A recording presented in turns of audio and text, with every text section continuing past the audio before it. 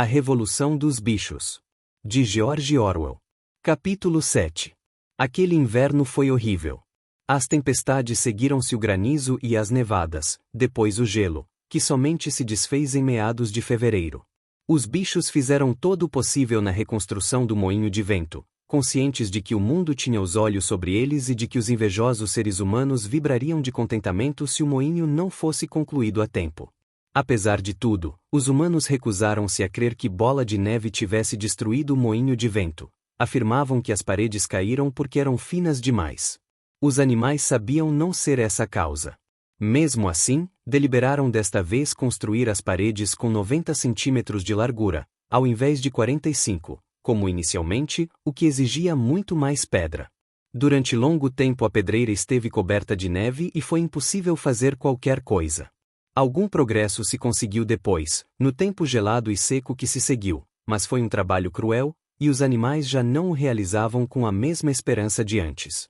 Andavam sempre com frio e normalmente com fome. Somente Sansão e Quitéria nunca desanimavam. Garganta fazia excelentes discursos sobre a alegria e a dignidade do trabalho, mas os animais encontravam maior inspiração na força de Sansão e no seu indefectível brado: trabalharei mais ainda. Em janeiro, a comida diminuiu. A ração de milho foi drasticamente reduzida e anunciou-se que uma ração extra de batata seria entregue em seu lugar. Descobriu-se então que a maior parte da colheita de batatas estava congelada nas pilhas, não suficientemente protegidas. Moles e descoradas, poucas continuavam comíveis. Durante dias seguidos, os bichos não tiveram senão palha e beterraba para comer. O espectro da fome surgia à sua frente. Era imprescindível ocultar esse fato ao restante do mundo. Encorajados pelo colapso do moinho de vento, os humanos andavam renovando mentiras sobre a granja dos bichos. Mais uma vez se dizia que os bichos morriam de fome e doenças, que brigavam continuamente entre si e que haviam descambado para o canibalismo e o infanticídio. Napoleão bem sabia dos maus resultados que poderiam advir, caso a verdadeira situação alimentar da granja fosse conhecida, e resolveu utilizar o Sr. Vimper para divulgar uma impressão contrária.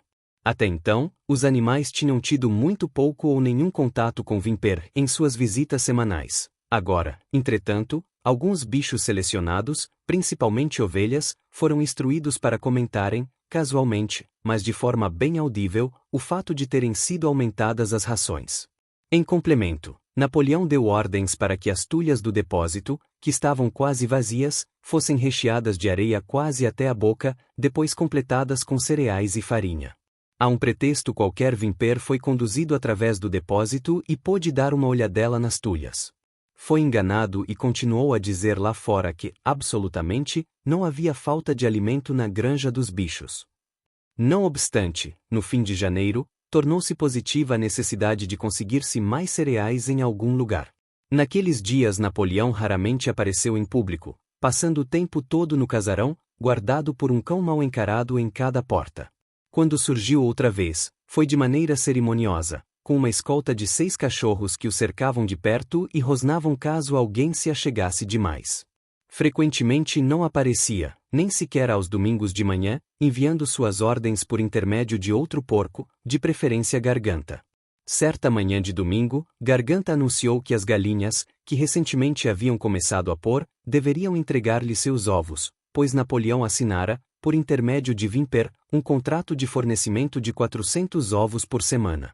O preço destes pagaria, em cereais e farinha, o bastante para manter a granja até que chegasse o verão e as condições do tempo melhorassem. Ao ouvirem isso, as galinhas responderam com um terrível cacarejo. Já haviam sido alertadas sobre essa possibilidade, mas não pensavam que viesse a tornar-se realidade. Como preparavam suas ninhadas de ovos para a chocagem da primavera, protestaram dizendo que tomar-lhes os ovos, agora, era um crime. Pela primeira vez, desde a expulsão de Jones, aconteceu algo parecido com uma rebelião. Lideradas por 3 jovens frangas Minorca, as galinhas realizaram uma ação visando a contrariar os desejos de Napoleão. O método usado foi voar para os caibros do telhado e dali pôr os ovos, que vinham despedaçar-se no chão. Napoleão agiu rápida e implacavelmente. Cortou a ração das galinhas e decretou que o bicho que fosse apanhado dando a elas um grão sequer de alimento seria condenado à morte. Os cachorros fiscalizavam a execução da ordem. As galinhas resistiram por 5 dias, depois capitularam e voltaram para os ninhos. 9 haviam morrido. Seus corpos foram enterrados no pomar. Segundo se disse, a causa da morte fora coccidiose. Vimper nada ouviu sobre esse caso, e os ovos foram entregues pontualmente, vindo um caminhão semanalmente buscá-los. Entre mentes, não se falava mais em Bola de Neve. Havia rumores de que estaria homiziado em uma das granjas vizinhas, Foxwood ou Pinchield. Nessa época, Napoleão andava em termos ligeiramente melhores com os outros granjeiros. É que havia no pátio várias pilhas de madeira, feitas 10 anos antes, por ocasião da derrubada de um bosque de faias. Como a madeira já estava bem seca, Vimper aconselhara Napoleão a vendê-la, e tanto Pilkington como Frederick desejavam comprá-la. Napoleão hesitava entre os dois, sem decidir-se. Notou-se que toda vez que parecia ter chegado a um acordo com Frederick, surgia o boato de que Bola de Neve estava escondido em Foxwood, ao passo que, quando se inclinava para Pilkington, Bola de Neve deveria andar em Pinchield. Subitamente, no início da primavera, descobriu-se um fato alarmante. Bola de Neve estava frequentando a granja à noite, secretamente. Os bichos ficaram tão preocupados que mal podiam dormir em seus estábulos. Todas as noites, dizia-se, ele se esgueirava nas sombras e perpetrava um sem número de maldades. Roubava milho, entornava baldes de leite, quebrava ovos, esmagava os viveiros de sementes e roía o córtex das árvores frutíferas. Sempre que algo errado aparecia, o culpado era Bola de Neve. Uma janela quebrada, um dreno entupido, e alguém com certeza diria que Bola de Neve viera à noite e fizera aquilo. Quando se perdeu a chave do depósito, toda a granja se convenceu de que Bola de Neve a jogara no fundo do poço. Interessante foi continuarem a acreditar, mesmo depois que a chave perdida foi encontrada sob um saco de farinha. As vacas declararam unanimemente que Bola de Neve entrara em suas baías e as havia ordenhado durante o sono. Os ratos, por incomodarem muito durante o inverno, foram taxados de aliados de Bola de Neve. Napoleão decretou uma ampla investigação sobre as atividades de Bola de Neve. Com seus cachorros em posição de alerta, saiu e fez uma cuidadosa inspeção nos galpões da fazenda, com os outros animais a segui-lo a uma distância respeitosa. A pequenos intervalos, Napoleão parava e farejava o chão em busca de sinais de Bola de Neve que, segundo disse, podia perceber pelo faro. Cheirou cada canto, no celeiro, no estábulo, nos galinheiros, na horta, encontrando vestígios de Bola de Neve em quase toda parte. Invariavelmente encostava o focinho no chão, puxava algumas cheiradas profundas e exclamava numa voz terrível: Bola de Neve. Andou por aqui. Sinto perfeitamente o cheiro. E, a palavra Bola de Neve, a cachorrada soltava grunhidos sanguinários, pondo os dentes à mostra. Os animais andavam aterrorizados. Parecia-lhes que Bola de Neve era uma espécie de entidade invisível, impregnando o ar à sua volta e ameaçando-os com todas as espécies de perigos. Certa tarde, Garganta reuniu-os, com uma expressão alarmada, disse-lhes ter várias notícias para dar. Camaradas, gritou, fazendo trejeitos nervosos, descobrimos uma coisa pavorosa. Bola de Neve vendeu-se a Frederick, da granja Pinchield, que neste mesmo instante está planejando atacar-nos e tomar nossa granja. Bola de Neve será o guia, quando o ataque começar. Mas ainda pior. Nós pensávamos que a rebelião de Bola de Neve fora causada por sua vaidade e ambição. Pois estávamos enganados, camaradas. Sabeis qual foi a verdadeira razão? Bola de Neve era aliado de Jones desde o início. Foi, o tempo todo, agente de Jones. Tudo isso está comprovado em documentos que deixou e que só agora descobrimos. Para mim isso explica muita coisa, camaradas. Pois não vimos, com os nossos próprios olhos, a maneira como ele tentou, felizmente sem conseguir, fazer que fossemos derrotados e destruídos na batalha do estábulo. Os bichos ouviam estupefatos. Isto era um crime muitíssimo maior do que ter destruído o moinho de vento.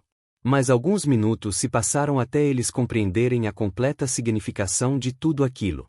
Todos se lembravam, ou julgavam lembrar-se, de terem visto Bola de Neve carregando à frente, na batalha do estábulo, de como ele os encorajava e incitava a cada instante, não titubeando um só segundo quando as balas de Jones rasgaram-lhe o dorso.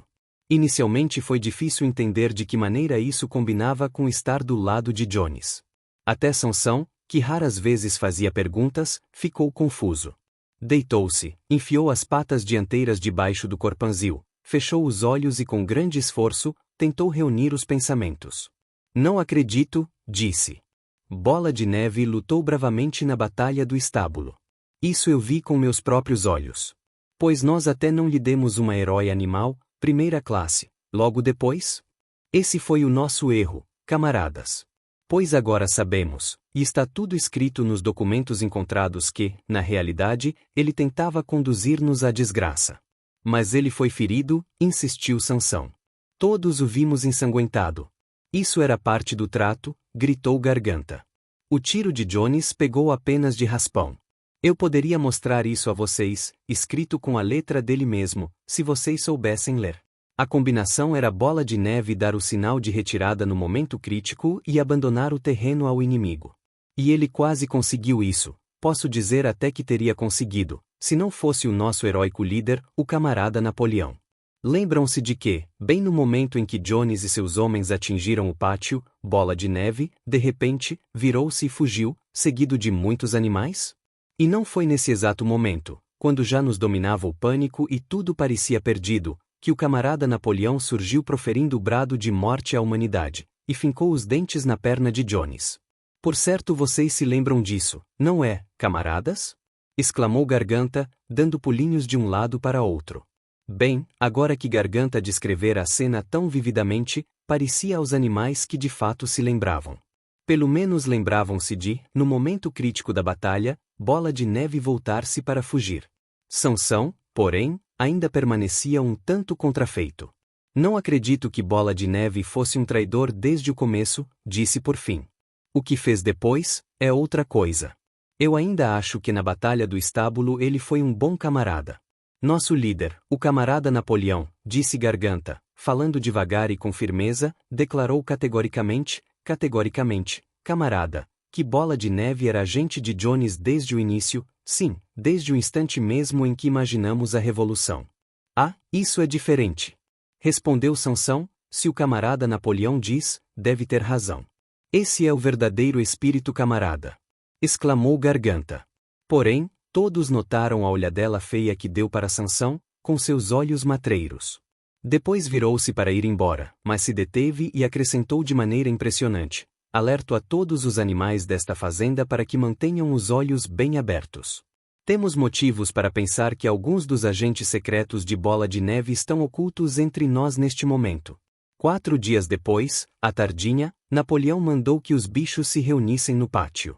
Quando todos haviam comparecido, Napoleão emergiu do casarão, ostentando ambas as suas medalhas, pois recentemente conferira a si próprio a herói animal, primeira classe, e a herói animal, segunda classe, com seus 9 cachorros fazendo demonstrações à sua volta e soltando rosnados que causavam calafrios nas espinhas dos animais.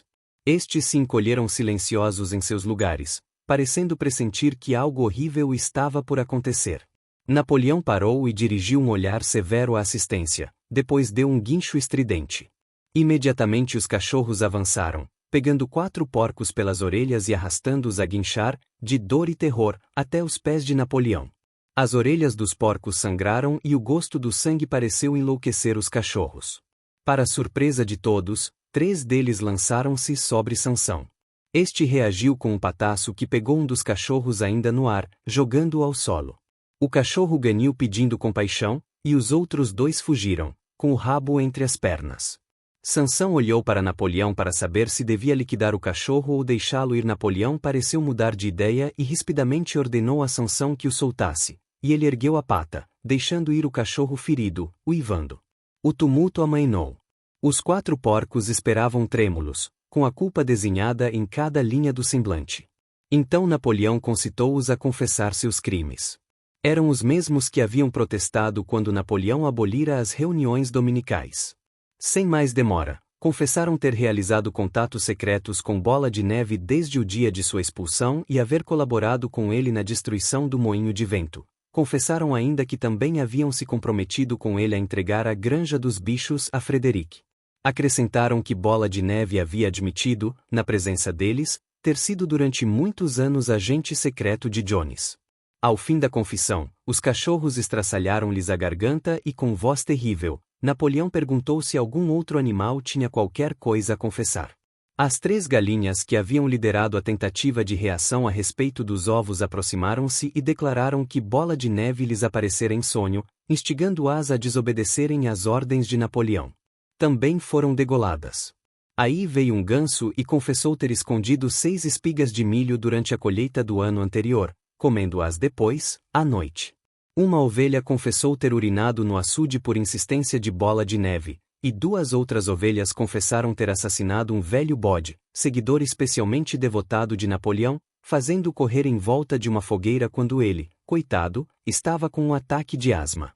Foram mortas ali mesmo. E assim prosseguiu a sessão de confissões e execuções, até haver um montão de cadáveres aos pés de Napoleão e no ar um pesado cheiro do sangue, coisa que não sucedia desde a expulsão de Jones. Quando tudo acabou, os bichos sobreviventes, com exceção dos porcos e dos cachorros, retiraram-se furtivamente, trêmulos e angustiados. Não sabiam o que era mais chocante, se a traição dos animais que se haviam acumpliciado com Bola de Neve, ou se a cruel repressão recém-presenciada. Nos velhos tempos eram frequentes as cenas sangrentas, igualmente horripilantes, entretanto agora lhes pareciam ainda piores, uma vez que ocorriam entre eles mesmos. Desde o dia em que Jones deixara a fazenda, até aquele dia, nenhum animal matara outro animal. Nem sequer um rato fora morto. Haviam percorrido o caminho até a colina do moinho inacabado e de comum acordo deitaram-se, procurando aquecer uns aos outros, Quitéria, Maricota, Benjamin, as vacas, as ovelhas e todo o bando de gansos e galinhas, todos eles, afinal, exceto o gato, que desaparecera de repente, ao chegar a ordem de Napoleão para a reunião. Durante algum tempo ninguém falou. Somente Sansão permanecia de pé. Andava, impaciente, de um lado para o outro, batendo com a longa cauda negra aos flancos e proferindo, de vez em quando, um gemido de estupefação. Finalmente disse: "Não entendo. Nunca pensei que coisas assim pudessem acontecer em nossa granja. Deve ser o resultado de alguma falha nossa. A solução que vejo é trabalhar mais ainda. Daqui por diante, vou levantar 1 hora mais cedo." E saiu no seu trote pesadão, rumo à pedreira. Lá chegando, juntou 2 grandes montes de pedras e arrastou-os até o moinho de vento, antes de recolher-se para dormir. Os bichos se amontoaram em volta de Quitéria, em silêncio. O outeiro onde estavam dava-lhes uma ampla vista da região. A maior parte da granja dos bichos abria-se ante eles, a grande pastagem que se estendia até a estrada, o campo de feno, o bosque, o açude, os campos arados onde estava o trigo novo, ainda fino e verde, e os telhados vermelhos do casario da granja, onde a fumaça saía das chaminés. Era uma tarde clara de primavera.